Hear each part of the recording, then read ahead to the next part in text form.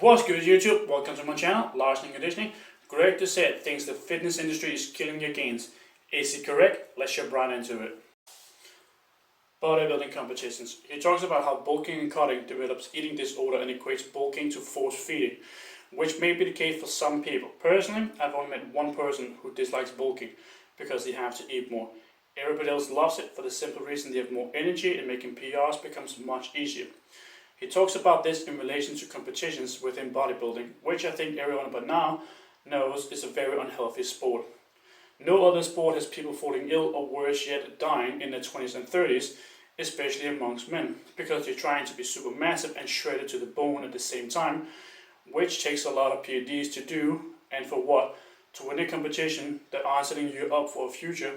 So many people are mesmerized by people who compete and post pictures of themselves being super shredded because being well developed isn't good enough, nor does it create clicks and views. You have to be juiced up. Root of the issue is that if you're natty, you just won't perform as well as you could have on social media platforms, because you cannot be super massive and lean at the same time or super strong. Look at their reels, a guy known for being insanely strong. His view count has dropped ever since he stopped blasting PDs and be more mindful of his health. Now why is that? Because people want the most extreme, over-the-top, crazy stuff. Seeing a guy benching 4 plates isn't as cool as seeing a guy benching 7 plates. So naturally the views are off because he's no longer benching crazy numbers and he's not making PRs every single week anymore either, because he does not have an ocean of trend flowing through his body anymore. Similar with people being very lean. Anyone who's only relatively lean gets less views and clicks compared to someone that is super lean. It's not that the info that most people seem to be after, rather it seems to be the most insane looking people or most insanely strong people that seems to draw the attention. In other words, it is you as a viewer that actually dictates who is popular. So if you complain that a lot of fake natties and so on, then remember who rewards that type of behavior.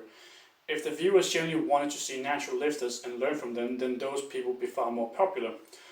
Take Alex Leonidas, formerly known as Alpha Destiny. He only has 336,000 subs and he's been on YouTube for about 10 years, if not longer. Yet in terms of subs, he has been beaten by several other people that are fake natties. So even though he's a very knowledgeable guy and that always puts out quality content, he is far less popular than someone else that is shredded year round.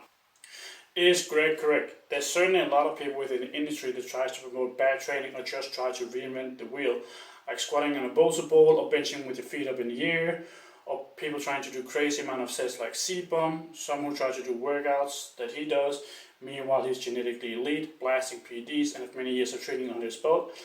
Many try to copy what he does because, well, he's C-bomb, and therefore it must work because he's doing it while ignoring the former mentioned factors.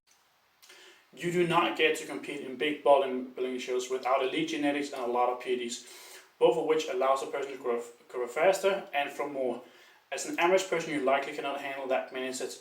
Even someone like Alex don't do that many sets because it's not needed, and it's actually likely something that will just hold you back because you increase your calorie demands. On this part, Greg is correct about the fitness industry killing your gains. However, saying bulking and cutting is being the culprit for eating disorder, that doesn't track for most people. If anything, it is this thing with everyone on social media needing 6 packs years round, creating the idea that you need to be lean at all times, that are creating eating disorders and body image disorders.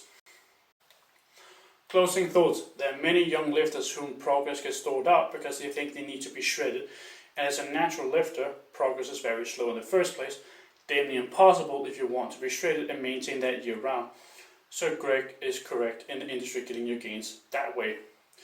It is just not for the reasons that he mentions with a person he used as an example, because most people are not trying to compete. However, it is all the super lean people on social media that gets a lot of people to believe that you need to be shredded when you do not need to, nor is it maintainable to even be shredded as a natural lifter and also progress in the gym. Showing videos or pictures every day of your shredded body and looking happy creates the idea in people's head that they need to be shredded, even more so if they want to be happy.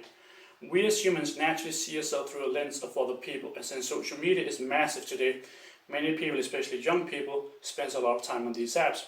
This is what creates body image and eating disorders, not bulking and cutting, at least for most people. We can take female models as an example. For years, these were super skinny and many young women developed body image and eating disorders as a result. Now we see the same thing happening to men as well, due to jacked shredded PD blasting guys sharing how good their life is while shredded. Thank you for watching, share and subscribe. Last in conditioning, signing out. Peace.